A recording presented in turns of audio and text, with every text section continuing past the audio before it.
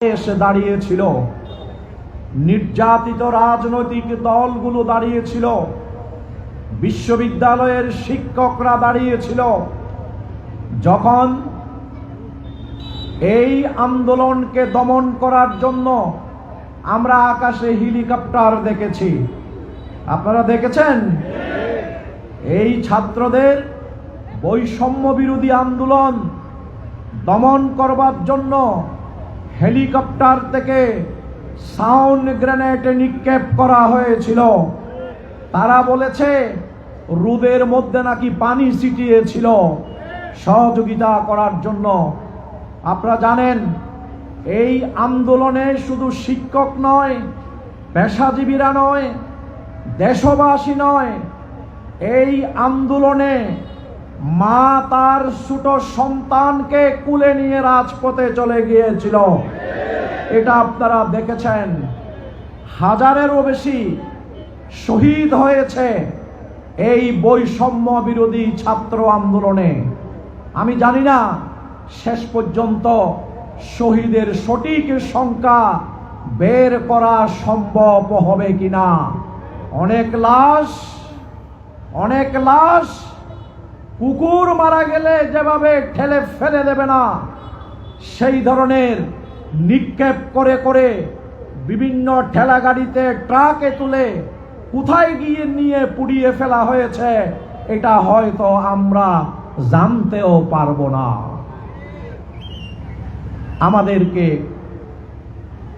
16টি বছর, 15.5 বছর শ্বাসরুদ্ধকর অবস্থায় রেখেছিল। আমাদের কোনো অধিকার দেয়নি। বাংলাদেশের সব ধরনের অধিকার একজন কেড়ে নিয়েছিল। তিনি যদি রাতকে দিন বলতেন, রাত দিন হয়ে যেত। দিনকে যখন রাত বলতেন, সকল প্রশাসনের লোকেরা সেই সুরেই কথা বলতো। অথচ এটি মিথ্যা কথা, এটি বিবেক থেকে বলতে পারে না। তারপরেও বাধ্য হয়ে সেই এক নেত্রীর কথায় গোটা দেশ উঠা বসা করেছে, ঠিক কিনা বলেন? আপনারা দেখেছেন না এই আওয়ামী সরকারের আমলে আমরা অনেক নতুন নতুন অভিজ্ঞতা অর্জন করেছি। আমরা জানতাম সকাল 8টা থেকে ভোট শুরু হয় বাংলাদেশে। তো আমরা নতুন অভিজ্ঞতা অর্জন করলাম। আগামীকাল দিনে যেই ভোট হওয়ার কথা ছিল, আগের গভীর রাত্রে সেই ভোট সম্পন্ন হয়ে গিয়েছে। এই অভিজ্ঞতা আওয়ামী লীগ আমাদেরকে অর্জন করার কি দিয়েছে, সুযোগ দিয়েছে। আমরা দেখেছি ভোট কেন্দ্রে ভোটারের চেয়ে কুকুরের উপস্থিতি বেশি। এই দৃশ্য বাংলাদেশের মানুষ দেখেছে, কারণ নির্বাচন ব্যবস্থাকে তারা পরিপূর্ণভাবে ধ্বংস করে দিয়েছিল। তাদের তো কোনো ভোটারের প্রয়োজন ছিল না। লাইনে দাঁড়িয়ে ভোট প্রয়োগ করবার জন্য ভোটের মেকানিজম তো আগেই শেষ করে কত আসনে কারা এমপি হবে সেটা ফলাফল তো তারা আগেই নির্ধারণ করে নিয়েছে। যার কারণে সেই ভোট কেন্দ্রগুলোতে মানুষের চেয়ে, ভোটারের চেয়ে ওই জন্তু জানোয়ারের উপস্থিতি আমরা বেশি দেখেছি। বাংলাদেশে এই 15.5 বছরের মধ্যে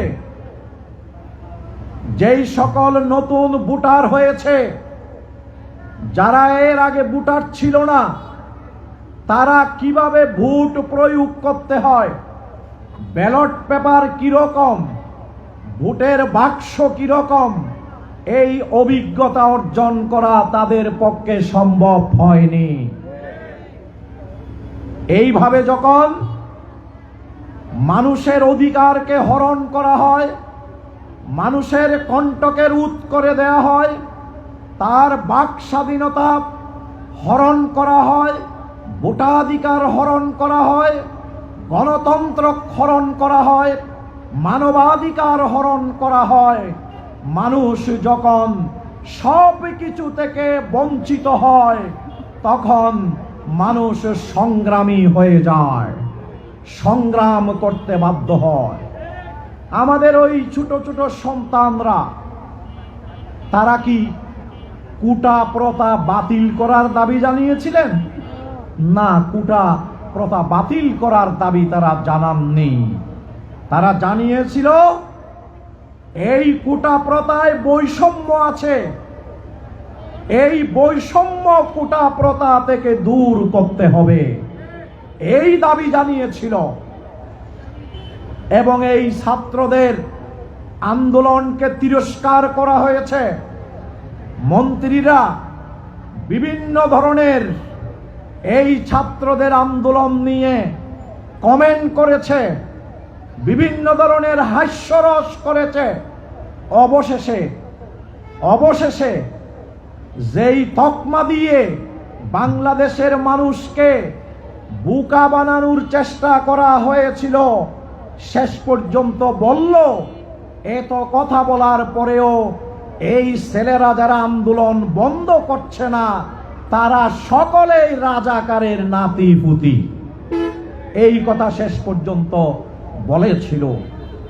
ঢাকা বিশ্ববিদ্যালয় থেকে আপনারা শুনেছেন, সারা দেশ থেকে শুনেছেন, যাদেরকে রাজাকার বলা হয়েছিল সেই ৭১ তো তাদের মা বাবার বিয়েও সম্পন্ন হয়নি। যখন তাদেরকেও রাজাকারের নাতিপুতি বলা হলো তখন ঢাকা বিশ্ববিদ্যালয়ের ক্যাম্পাস থেকে শুরু করে সারা দেশে জনপ্রিয় স্লোগানে পরিণত হলো, আমি কে তুমি কে রাজাকার। রাজাকার বলে গোটা দেশ রাজাকারে ভর্তি হয়ে গেল। বর্তমান বাংলাদেশে যেই রাজাকারগুলো আছে তারা স্বাধীনতার পক্ষের রাজাকার, আর যারা পালিয়েছে তারা ইন্ডিয়ার পক্ষের রাজাকার। ঠিক কিনা বলেন? সংগ্রামী ভাইরা, বন্ধুরা আমার, আমরা পরিষ্কার করে এই কথা বলতে চাই, যারা সত্যিকারের দেশ প্রেমিক, দেশকে ভালোবাসে, দেশের উন্নয়ন চায়, দেশের অগ্রগতি চায়, দেশের মানুষের শান্তি চায়, দেশপ্রেম যাদের মধ্যে আছে, এই সকল দেশ প্রেমিকরা তাদের বিরুদ্ধে যত ষড়যন্ত্র করা হোক না কেন তারা দেশ থেকে পালিয়ে যায় না, তারা জীবন দিয়েছে, তারা শহীদ হয়েছে। যারা শহীদ হয়েছে তারাই তো আসল দেশ প্রেমিক। আর যারা দেশ থেকে পালিয়ে গিয়েছে তারা তো স্বাধীনতার সোল এজেন্ট হিসেবে বাংলাদেশের অভ্যুদয় থেকে শুরু করে সেদিন পর্যন্ত বারবার নাটক মঞ্চস্থ করেছে। যারা দেশপ্রেমিক তারা এই জমিনে প্রয়োজনে জীবন দেবে, তারা তো পালিয়ে যেতে পারে না। আজকে প্রমাণিত হয়েছে যারা দেশ থেকে পালিয়েছে তারা এই দেশের প্রকৃত কল্যাণ, এই দেশের মানুষের শান্তি, এই দেশের মানুষের স্বস্তি তাদের লক্ষ্য ছিল না। তারা দুষ্ট রাজনীতি করার মধ্য দিয়ে ব্যাংক লুট করা ছিল তাদের উদ্দেশ্য। দুষ্ট রাজনীতি করার মধ্য দিয়ে, অপশাসনের মধ্য দিয়ে বাংলাদেশকে লুটে পুটে খাওয়াই ছিল তাদের উদ্দেশ্য। সেটি প্রমাণ হয়েছে কিনা আপনারা দেখেছেন। আমাদের তথাকথিত প্রধানমন্ত্রী যখন বাংলাদেশ থেকে পালিয়ে যাওয়ার প্রস্তুতি নিচ্ছিল, এর কয়েকদিন আগে ছাত্রদের আন্দোলন চলাকালীন ওই যে ঢাকায় কি এটা কি রেল, মেট্রো রেলের প্রতি শেখ হাসিনার এত ভালোবাসা, তার এত ভালোবাসা যে সেখানে দুষ্কৃতিকারীরা মেট্রো রেল যখন তছনছ করে দিয়েছিল, সেখানে পরিদর্শনে গিয়ে তিনি চোখের পানি মুছছিলেন। মেট্রো রেলের জন্য তিনি চোখের পানি মুছছিলেন।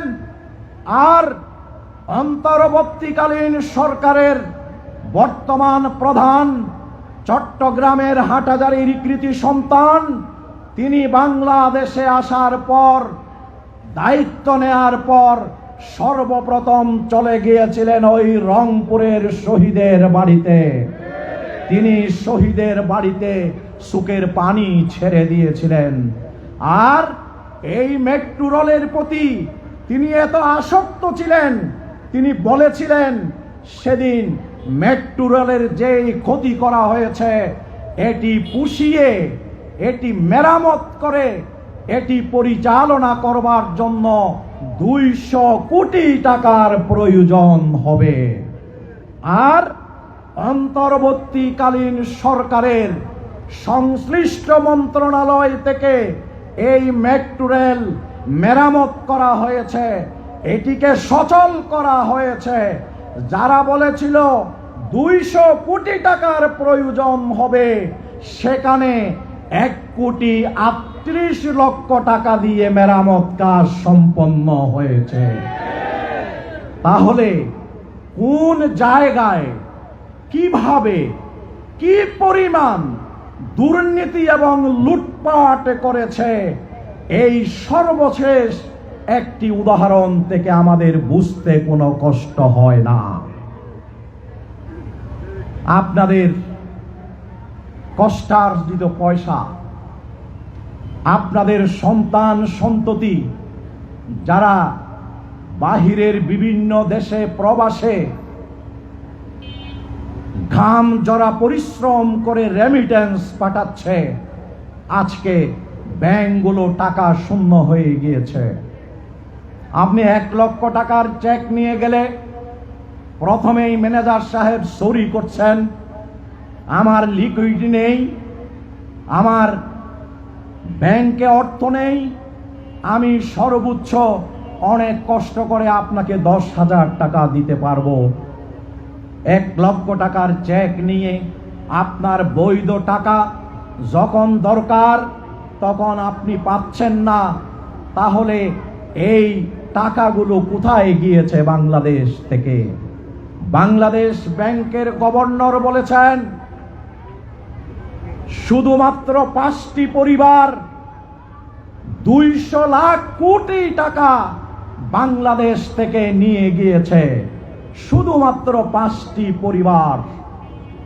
আজকের বাংলাদেশ ব্যাংকের গভর্নর সেই তথ্য প্রকাশ করেছে। সম্মানিত ভাইরা, সম্মানিত এলাকাবাসী, আমরা এইভাবে সকল দিক থেকে আওয়ামী দুঃশাসনের কবলে আমরা নিমজ্জিত ছিলাম। কর্তৃত্ববাদী শাসনে আমরা নিপীড়িত হয়েছি, নির্যাতিত হয়েছি, আমাদেরকে কথা বলতে দেয়া হয়নি। সবথেকে এদেশের মানুষের জন্য দুঃখের বিষয় ছিল এই বাংলাদেশ একটি মুসলিম অধ্যুষিত জনপদ, দুনিয়ার 2য় বৃহত্তম মুসলিম দেশ। এখানে বিভিন্ন জায়গায় এই ধরনের ইসলামী মাহফিলগুলো বন্ধ করে দিয়েছিল।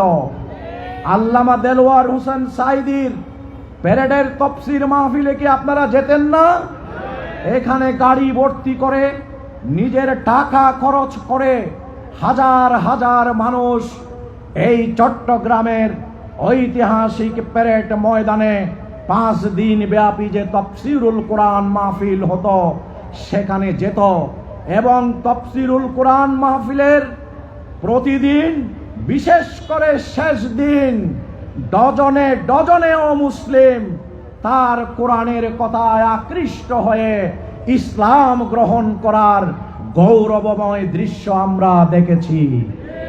সেই 17 বছর এই তফসিরুল কোরআন মাহফিল প্যারেড ময়দানে কি অনুষ্ঠিত হতে পেরেছে? পারেনি। মিজানুর রহমান আজাহারির মতো একজন দায়ী, তাকে বাংলাদেশ ছেড়ে মালয়েশিয়াতে চলে যেতে হয়েছিল। সাংবাদিক জগতের প্রথিতযশা নাম মাহমুদুর রহমান, তাকে আদালতে রক্তাক্ত করা হলো, শার্ট ছিঁড়ে ফেলা হলো, রক্তে লালে লাল করে দেয়া হলো। আদালতে ছাত্রলীগ, যুবলীগ এই ঘটনা ঘটিয়েছিল। দীর্ঘ সময় তাকেও প্রবাস জীবন কাটাতে হয়েছে।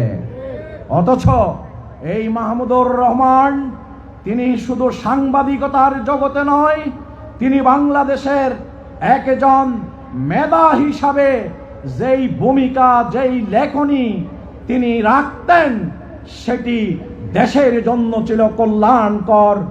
এই দেশের জন্য, দেশকে সামনে এগিয়ে নিয়ে যাওয়ার জন্য অনেক নির্দেশনা তার লেখনীগুলোতে আমরা খোরাক হিসাবে পেতাম। এইভাবে অনেককেই প্রবাস জীবনে চলে যেতে হয়েছে। সম্মানিত ভাইরা, প্রিয় ভাইরা, শুধু কি তাই? এই বাংলাদেশ থেকে তারা ইসলামী তাহজিব তমদ্দুনকে মুছে দেওয়ার জন্য শিক্ষা ব্যবস্থাকে পৌত্তলিকতার চেতনায় তারা গড়ে তুলেছিল।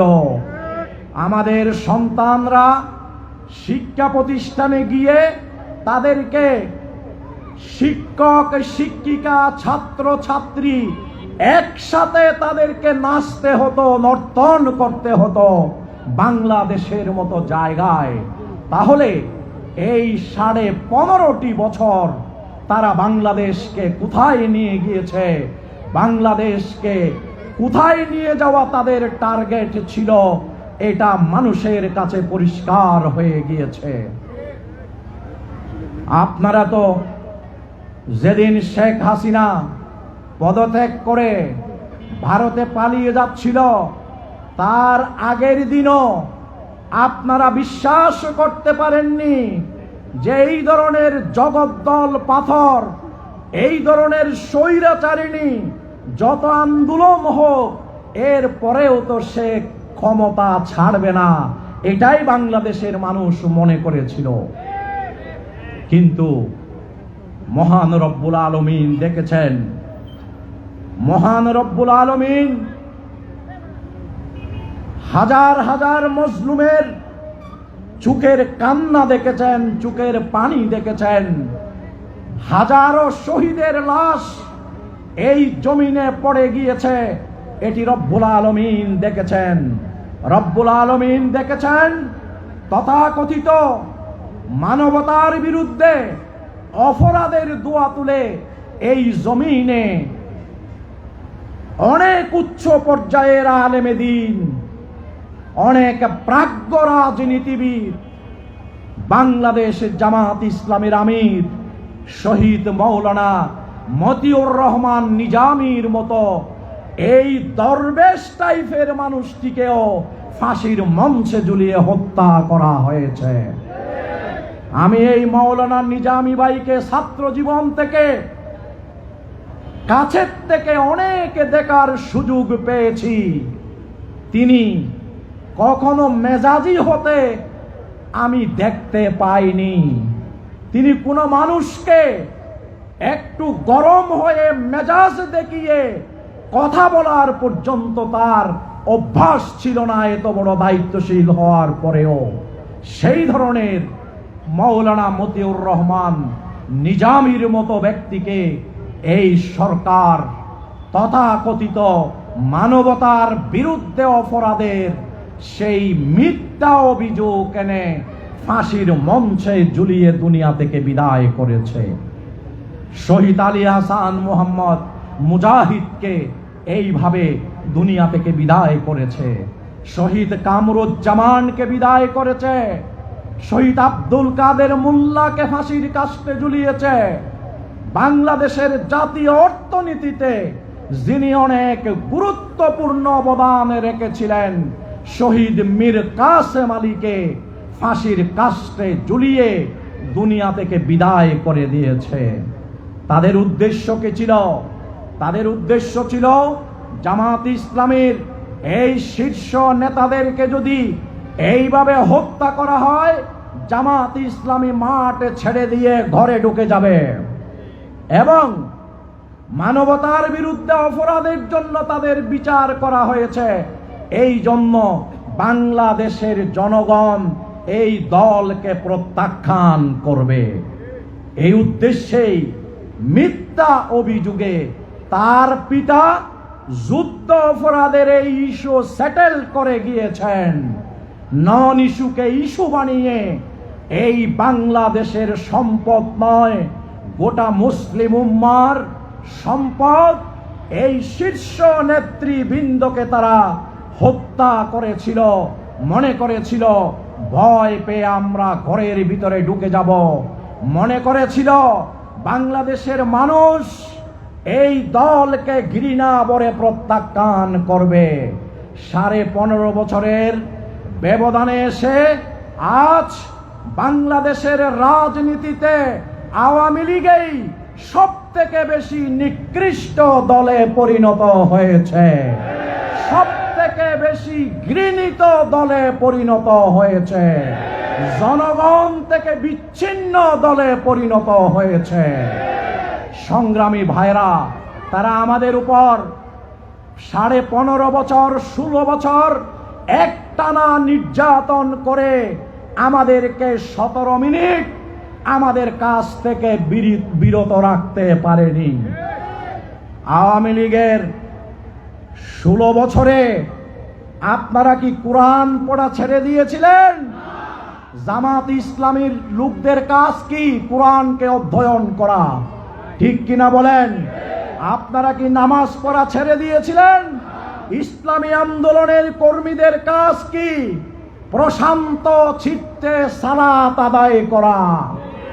আমরা গ্রুপ গ্রুপ করে এক জায়গায় 10 জন গিয়ে দাওয়াত দিতে না পারলেও আমরা ব্যক্তিগতভাবে আমাদের দাওয়াতি কাজ কি অব্যাহত রাখিনি? এই ধরনের বড় জায়গায় প্রকাশ্য সম্মেলন করতে না পারলেও আমাদের সকল বৈঠক, সকল তারবিয়া, সকল কর্মসূচি আমরা হিকমতের সাথে 15.5 বছর আল্লাহর মেহেরবানিতে অব্যাহত রেখেছিলাম। তাদের এই 16 বছরের নির্যাতন, 17 বছরের নিপীড়ন, গুম, খুন, শাহাদাত, মিথ্যা হাজার হাজার মামলা দিয়ে তারা আমাদেরকে 17 মিনিটেও আমাদের কাছ থেকে বিরত রাখতে পারেনি। আর দুর্দণ্ড প্রতাপে 15.5 বছর দেশ শাসন করে আন্দোলনের মুখে যখন পতন হলো, তারা পতনের পর একদিনও বাংলাদেশের রাজনীতিতে টিকে থাকতে পারল না। এটি কার মেহেরবানি? মহান আল্লাহর মেহেরবানি। আমি বলছিলাম আল্লাহ তাআলা এই উচ্চমানের আল্লাহর বান্দাদের, শহীদের রক্তাক্ত কফিন নিয়ে শুয়ে আছে এই বাংলাদেশের হাজার হাজার মানুষ, নিপীড়িত হয়ে, নির্যাতিত হয়ে রাতের অন্ধকারে যায় নামাজে চোখের পানি ফেলেছে। বিশেষ করে সেই দিনের ঢাকার দৃশ্য, সারা দেশের দৃশ্য, ওই মায়ের জাত পর্যন্ত শিশুকে কুলে নিয়ে ফেসিবাদ থেকে বাংলাদেশকে মুক্ত করবার জন্য, বৈষম্য মুক্ত বাংলাদেশ গড়ার জন্য যেই ত্যাগ এবং কুরবানি পেশ করলেন, এর উপর আল্লাহ তাআলা রাজি খুশি হয়ে আমাদেরকে ফেসিবাদের কবল থেকে মুক্ত করলেন।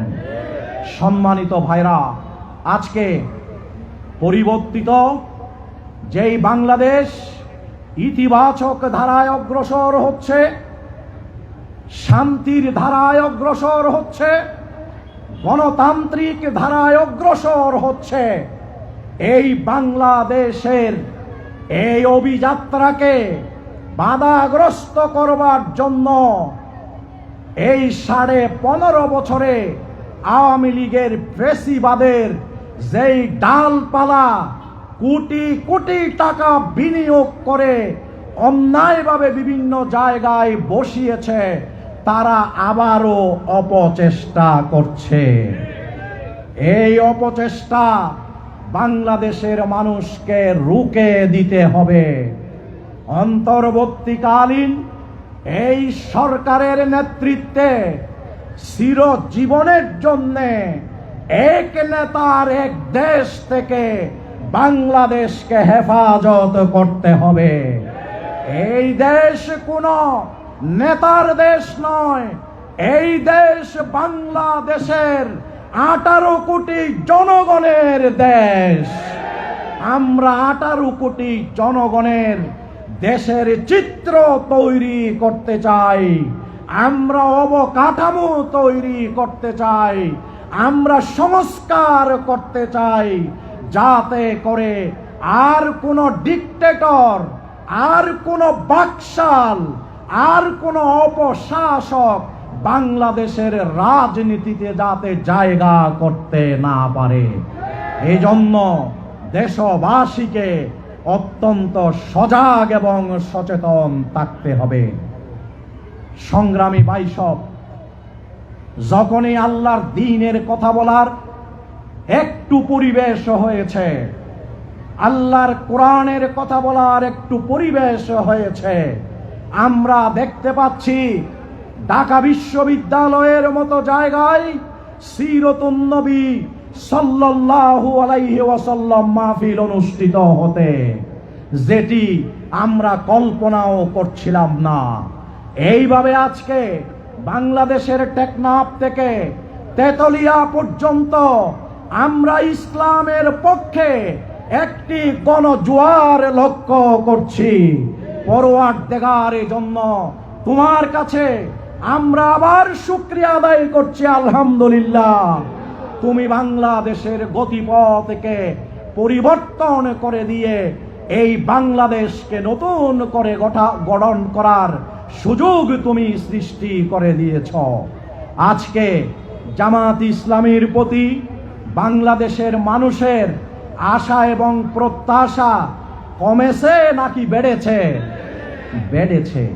যেই দলের প্রতি জাতির আশা প্রত্যাশা বেড়ে যায়, সেই দলের দায়িত্ব কি ছোট হয় নাকি বড় হয়?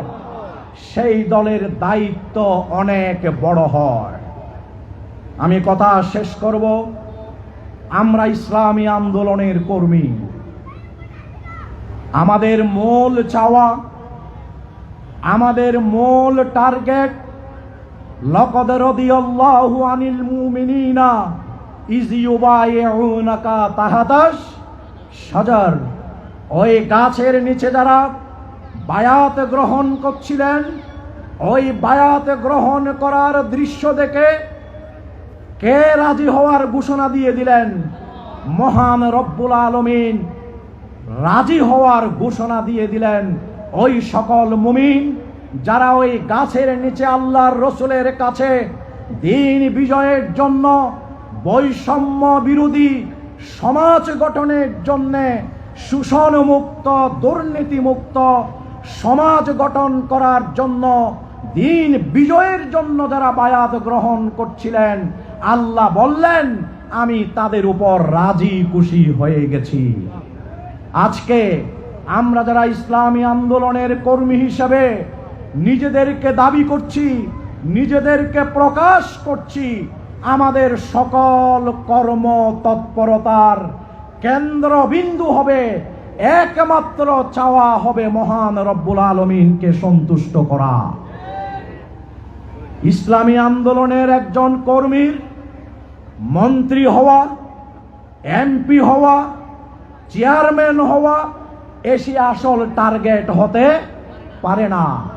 একজন ইসলামী আন্দোলনের কর্মীর জিন্দেগির ফাইনাল ডেস্টিনেশন হবে জান্নাত, জান্নাত এবং জান্নাত।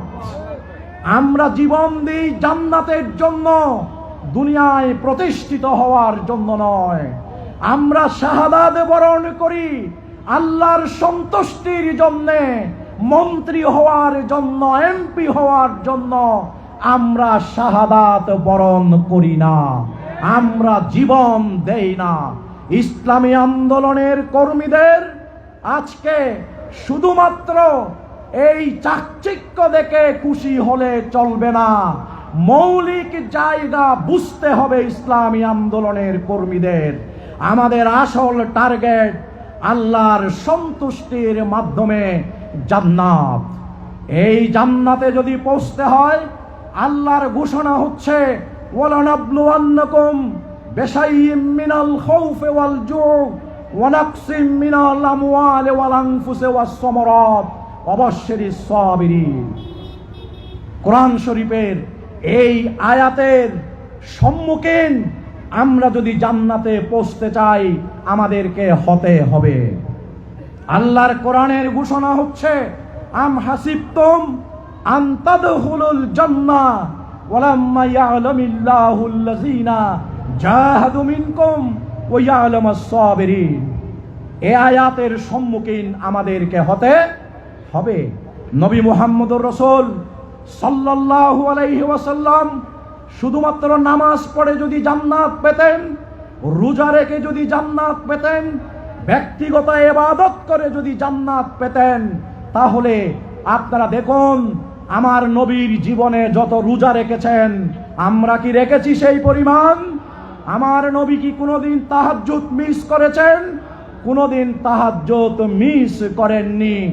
এই ব্যক্তিগত ইবাদতের মাধ্যমে যদি মুমিন জীবনের সফলতা থাকতো, জান্নাত থাকতো, তাহলে আমিন ভাই বলেছেন কতটি যুদ্ধে আমার প্রিয় নবী সেনাপতি হিসাবে স্বয়ং দায়িত্ব পালন করতে হয়েছিল।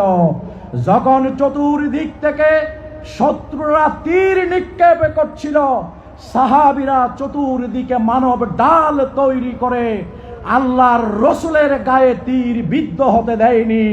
এই তীরগুলো সাহাবীরা নিজেদের গায়ে বিদ্ধ করে নিয়েছিলেন। এই কঠিন অবস্থায় আল্লাহর হাবিবকে কি পড়তে হয়েছে? পড়তে হয়েছে। তাহলে আমরা কিভাবে মনে করছি নামাজ, রোজা, হজ, যাকাত এগুলোই আমাকে জান্নাতে নিয়ে যাবে? জিহাদ ফি সাবিলিল্লাহর এই দায়িত্ব পালন না করে, আল্লাহর দ্বীন কায়েমের এই পথে সংগ্রাম না করে, রক্ত না দিয়ে, শহীদ না হয়ে আমরা কিভাবে জান্নাতের আশা করতে পারি, যেখানে আম্বিয়ায়ে কেরামরা আশা করতে পারেনি? আল্লাহর নবীদেরকে বিনা কারণে হত্যা করা হয়েছে। ওয়ায়াকতুলুনান নাবিয়িনা বিগাইরি হক, যে কোনো কারণ ছাড়াই নবীদেরকে কি করা হয়েছে? হত্যা করা হয়েছে। কারণ ছিল একটাই, সেটি হলো ওয়ামা নাকামু মিনহুম ইল্লা আন ইউমিনু বিল্লাহিল আজিজিল হামিদ। সপ্রশংসিত মহান আল্লাহর উপর ঈমান এনে বাতিলকে ভয় না করে দ্বীনের ময়দানে দায়িত্ব পালন করাই ছিল তাদের একমাত্র অপরাধ। যুদ্ধ অপরাধ, মানবতার বিরুদ্ধে কোনো অপরাধ মাওলানা মতিউর রহমান নিজামী করেনি, এটা পাগলও জানে। তার অপরাধ ছিল তিনি ইসলামী আন্দোলনের নেতৃত্ব দিয়েছেন। তিনি বাংলাদেশ সরকারের 4 দলীয় জোট সরকারের আমলে দুটো মন্ত্রণালয় সততা, দক্ষতা, যোগ্যতা, স্বজনপ্রীতি এবং দুর্নীতি থেকে সম্পূর্ণভাবে মুক্ত হয়ে তিনি দুটো মন্ত্রণালয় পরিচালনা করেছিলেন। এই কৃষি মন্ত্রণালয় থেকে যখন তিনি শিল্প মন্ত্রণালয়ে স্থানান্তর হচ্ছিলেন, মন্ত্রণালয়ের কর্মকর্তা কর্মচারীরা শহীদ নিজামীকে, কৃষি মন্ত্রীকে সংবর্ধনা দিয়েছিলেন। সংবর্ধনার পরে কর্মকর্তা কর্মচারীদের পরস্পরের মাঝে কথা হচ্ছিল, আমরা আমাদের চাকরি জীবনে এরকম কোনো মন্ত্রী পাওয়ার সৌভাগ্য হয়নি। এই কারণেই তাদেরকে হত্যা করা হয়েছিল। সুতরাং নতুন বাংলাদেশ গড়ার, ইসলামী বাংলাদেশ গড়ার, আইনের শাসনের বাংলাদেশ গড়ার, গণতান্ত্রিক বাংলাদেশ গড়ার যেই সুযোগ ছাত্র বন্ধুদের আন্দোলনের মধ্য দিয়ে মহান রব্বুল আলামিন আমাদের জন্য করে দিলেন, আমরা যে কোনো মূল্যে এই বিজয়কে টেকসই করে আমরা সেই বাংলাদেশ গঠন করব ইনশাআল্লাহ। এখানে কোন স্বৈরাচার তাদের প্রতি বিপ্লবের স্বপ্ন এই বাংলাদেশে তারা বাস্তবায়ন করতে পারবে না ইনশাআল্লাহ। বাংলাদেশের মানুষ, বিশেষ করে বাংলাদেশের ছাত্র সমাজ এক্ষেত্রে অত্যন্ত সচেতন এবং ঐক্যবদ্ধ। ওই যে সচিবালয়ের আনসারদের ভূমিকা, তাদেরকে সচিবালয় থেকে তাড়িয়ে দিতে ঢাকা বিশ্ববিদ্যালয়ের ছাত্রদের একটি মিছিলের 11 মিনিট সময় লেগেছিল। মাত্র 11 মিনিটে সচিবালয়ের সেই জঞ্জাল পরিষ্কার করে দিয়েছিল। আমাদের সেই সংগ্রামী ছাত্র সমাজ আজকে শিক্ষা প্রতিষ্ঠানগুলোতে নতুন বাংলাদেশ, বৈষম্যমুক্ত বাংলাদেশ গড়ার অতন্দ্র প্রহরী হিসাবে তারাও রয়েছে।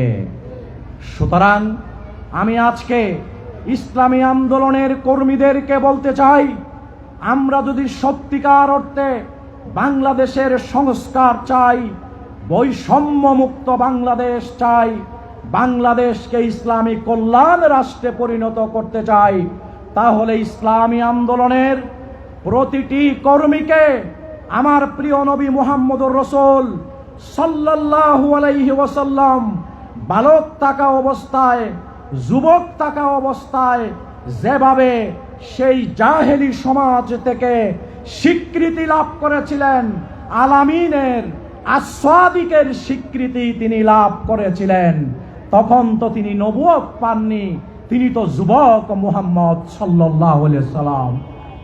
সেই হাজরে আসওয়াদ, এই পাথর বসানো নিয়ে আউস খাজরাজের মধ্যে যুদ্ধ অবস্থা ছিল। তাহলে এই জটিল সমাধান পেশ করার জন্য, ফয়সালা করার জন্য সেখানে কোনো কুরাইশ নেতাকে তারা মনোনীত করেনি, মনোনীত করেছিলেন আমার প্রিয় নবী মুহাম্মদুর রাসূল সাল্লাল্লাহু আলাইহি ওয়াসাল্লামকে। তিনি বিনা রক্তপাতে 4টি বংশকে অ্যাকোমোডেট করে সুন্দর সমাধান পেশ করেছিলেন।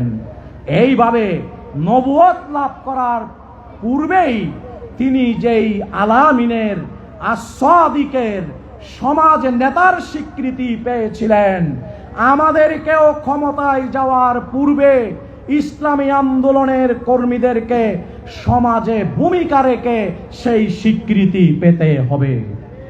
সংগ্রামী ভাইরা, প্রিয় ভাইরা, আমাদের নৈতিকতার মানদণ্ডে, আমানতদারিতার মানদণ্ডে আমাদের জীবনকে উত্তীর্ণ করতে হবে, আমাদের আখলাককে আকর্ষণীয় করতে হবে।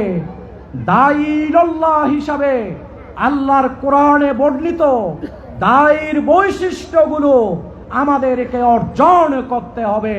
ইসলামী আন্দোলনের কর্মীদেরকে ইসলামের বাস্তব সাক্ষ্য হিসাবে সমাজের, রাষ্ট্রের মানুষের কাছে নিজেদের জীবনকে উপস্থাপন করতে হবে।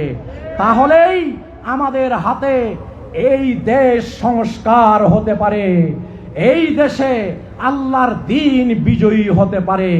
শুধু বড় বড় কর্মী সম্মেলন দিয়ে আল্লাহর দ্বীন বিজয়ী হবে না, বড় বড় মিছিল দিয়ে আল্লাহর দ্বীন বিজয়ী হবে না। ইসলামী আন্দোলনের কর্মীদের মাঝে সাহাবায়ে কেরামদের জীবনের প্রতিচ্ছবি ফুটে উঠতে হবে। ইসলামী আন্দোলনের নেতাদের জীবনে, সাহাবায়ে কেরামদের জীবনের প্রতিশ্রুতি ফুটে উঠতে হবে। সেদিনেই আল্লাহর দ্বীন পরিপূর্ণভাবে বিজয়ী হতে পারে। আমাদের এই মৌলিক বিষয়গুলো আজকে ইসলামী আন্দোলনের কর্মীদেরকে খেয়াল করতে হবে। অতিরিক্ত উচ্ছ্বসিত হলে চলবে না, অতিরিক্ত আবেগে প্রবণ হলে চলবে না, প্রতিশোধ পরায়ণ হলে চলবে না। আমাদের মনে রাখতে হবে, এই বিজয়ের পরে তো দলে দলে লোকেরা ইসলাম গ্রহণ করবে। এটি তো আল্লাহই বলে দিয়েছেন, ইজা জা নসরুল্লাহ ওয়াল ফাতহু ওয়া রাআইতান নাসা ইয়াদখুলুনা ফি দীনিল্লাহি আফওয়াজা। দলে দলে লোকেরা ইসলামে গ্রহণ করবে, এটা তো আমাদের কোনো কৃতিত্ব নয়, এটা তো আল্লাহ নিজেই বলে দিয়েছেন।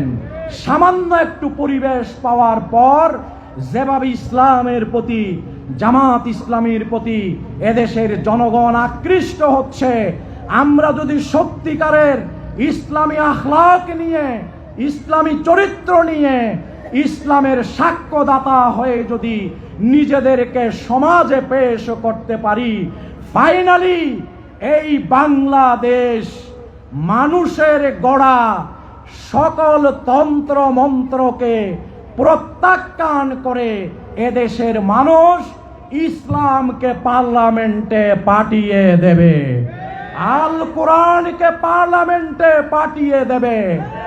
আর যেদিন আল কোরআন পার্লামেন্টে যাবে, ইসলাম পার্লামেন্টে যাবে, বঙ্গভবনে যাবে, ডিসি অফিসে যাবে, ইউএনও অফিসে যাবে, সেদিন এদেশের মানুষ ফাইনালি একটি শান্তির বাংলাদেশ পাবে, ইনসাফপূর্ণ একটি বাংলাদেশ পাবে। তাই আসুন আমরা ইসলামী আন্দোলনের এক একজন কর্মী হিসাবে ফাজকুরুনি আযকুরুকুম ওয়াশকুরুলি ওয়ালা তাকফুরুন, বিজয়ের এই সময়ে আল্লাহর কোরআনের সেই জিকির করে করে আমরা দেশটাকে বদলাবার আগে নিজেদেরকে বদলানোর জন্য সিদ্ধান্ত গ্রহণ করি। আল কোরআনের আলোকে, আর সুন্নাহর আলোকে আমাদের জীবনকে গঠন করি। ইসলামী আন্দোলনের কর্মী হিসেবে আমরা আমাদের সাংগঠনিক নির্দেশনাগুলোকে আমাদের জীবনে বাস্তবায়ন করি।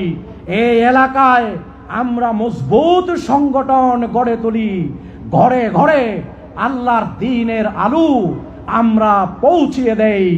এবং এই গুরুত্বপূর্ণ এলাকা, যেখানে অনেক শহীদের জনপদ, এই নাজিরহাট, এই ফটিকছড়ি অনেক শহীদের জনপদ, আমরা প্রায় প্রতি সপ্তাহে লালদিঘির ময়দানে এই এলাকার শহীদদের জানাজার নামাজ আদায় করতাম।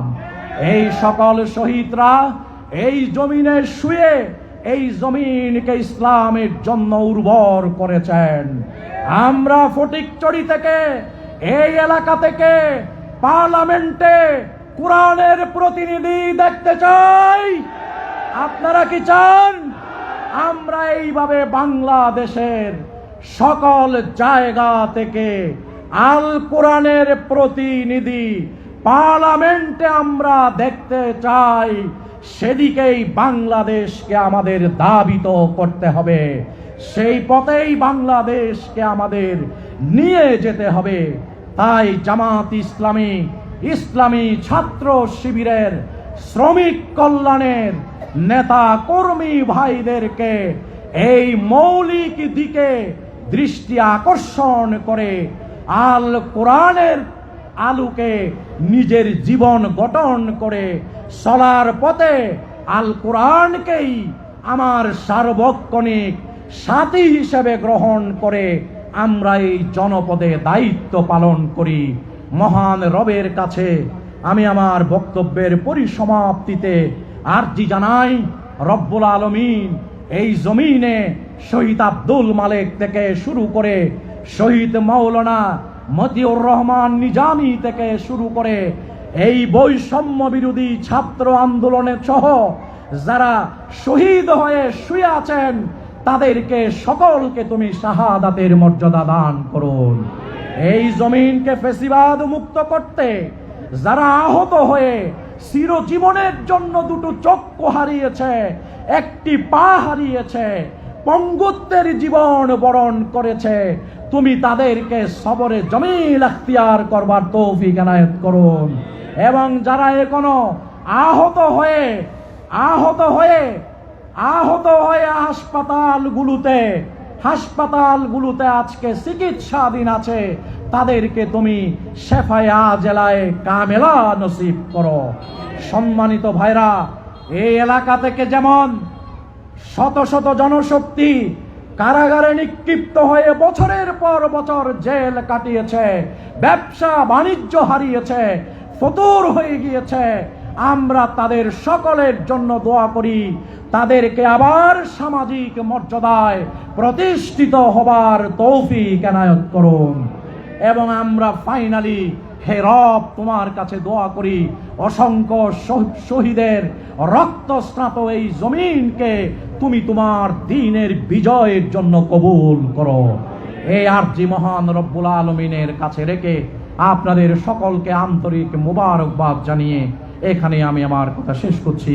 ওয়া আখিরু দাওয়ানা আলহামদুলিল্লাহ, ওয়াসসালামু আলাইকুম ওয়া রাহমাতুল্লাহি ওয়া বারাকাতুহু। আলহামদুলিল্লাহ, মাশাআল্লাহ, আলহামদুলিল্লাহ। এতক্ষণ পর্যন্ত আমাদের এই বিশাল সমাবেশের উদ্দেশ্যে প্রধান অতিথির বক্তব্য রাখলেন বাংলাদেশ জামাত ইসলামীর কেন্দ্রীয় অ্যাসিস্ট্যান্ট সেক্রেটারি জেনারেল জনাব মাওলানা শাহজাহান। প্রিয় উপস্থিতি, আমরা শেষের দিকে যাচ্ছি। আমরা দুই একটি ঘোষণা আছে, এগুলাকে একটু শুনবো। পিন ড্রপ সাইলেন্টে আপনারা এতক্ষণ পর্যন্ত আমাদের সাথে ছিলেন, আছেন, আরেকটু থাকবেন। আমরা এই সুন্দর সমাবেশকে অসুন্দর অবস্থায় শেষ করতে চাই না। আমরা আল্লাহর হস্তে আপনাদের কাছে আরও 5-10 মিনিট সময় চাইছি। এই অবস্থার মধ্যে আপনারা যেখানে থাকবেন, আমরা না বলা পর্যন্ত আপনারা কেউ উঠবেন না। বাইরে যেসব বাইরে আছেন যতটুকু পারবেন ভিতরে ঢুকে যাওয়ার চেষ্টা করবেন, অন্যথায় যারা যেখানে বসে আছেন ঠিক বসে থাকবেন। আপনাদেরকে উঠার জন্য বলার পরেই উঠবেন, সেটা কোন সময় উঠতে হবে সেই সময় পর্যন্ত আপনাদেরকে অপেক্ষা করতে হবে। প্রিয় সুধী মণ্ডলী, আমাদের বাংলাদেশ জামাত ইসলামী ফরহাদাবাদ ইউনিয়ন কর্তৃক আয়োজিত আজকের এই কর্মী এবং সুধী সমাবেশের বিশাল আয়োজন আমরা এখন সমাপ্তির দিকে নিয়ে যাচ্ছি। মহান আল্লাহর রহমতের ভিত্তিতে আমরা এই দীর্ঘ সময় এই বিশাল উপস্থিতিতে আমরা আমাদের কর্মশালা সম্পন্ন করেছি। আমাদের মেহমানবৃন্দ নীরব নিশ্চিন্তে তাদের বক্তব্য পেশ করেছে আপনাদের সামনে। আমরা এখন সমাপ্তির দিকে যাব এবং আপনারা সুচারুরূপে সুন্দরভাবে বসবেন এবং যেসব কর্মগুলো ঘটবে সেগুলো দেখে থাকবেন, কোনো ধরনের সেখানে লড়াচড়া করবেন না। এখন আজকের এই সমাবেশের সমাপ্তির ভাষণ দেওয়ার জন্য আমি এই সমাবেশের উদ্দেশ্যে আহ্বান জানাচ্ছি আমাদের বিশিষ্ট শিক্ষাবিদ অধ্যাপক খুরশেদ আলম এনাম, সম্মানিত আমির ফরহাদাবাদ ইউনিয়ন বাংলাদেশ জামাত ইসলামী জনাব অধ্যাপক খুরশেদ আলম এনাম।